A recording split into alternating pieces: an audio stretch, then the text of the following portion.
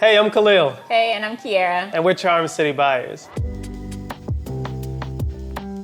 So we all know that real estate markets go up and down and sideways.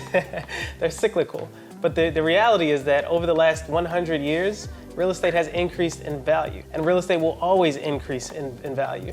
And part of that is because, as we all know, they're not making any more land.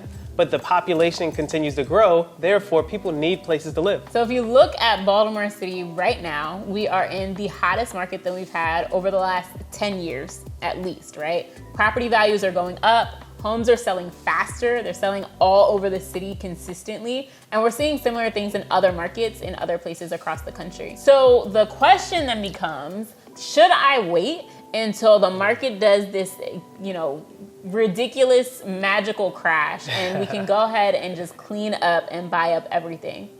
So here's the thing. Number one, chances are you don't have a crystal ball, right? So what this is going to look like, right? And Khalil talked about it before, that the market is cyclical. So typically every 7 to 8 years, you have what's called a market correction. A market that's continuing to go up starts to shift and level off a bit. If you think about it like, okay, everyone who's bought a house got one. Let's chill out a little bit until now people are starting to look for their next house. And so that's what a market correction tends to be every 7 to 8 years. We haven't had a correction in quite some time, which means the last 13 years has been consistent growth. So we're due for a correction. I think the challenge that a lot of people have is now when they think about a market correction, they think about 2008. They don't think about corrections that happened in like the 90s, right? Or they think about in the 80s when interest rates skyrocketed and things like that. And so I think we have to really look longer time periods, right? What a market correction actually is and what it looks like, and really start to understand what economics, government policy, things like that have to do with and impact what those corrections and things look like. Because the truth of the matter is, when you look at all the stats, the facts, the dates, all of those types of things, you realize that, in all honesty, the best time to buy was probably like 10 years ago, right? Probably 10 years ago, yep. But the next best time is always now. That you can't always talk about what you're gonna do, right? If you never get around to actually making it happen, because you're looking for these perfect conditions to make you come into action. When the truth of the matter is, you probably, by the time the market actually shifts, if you don't have the money, you don't have the knowledge, you don't have the resources, you don't have the team, are you actually positioned to take action?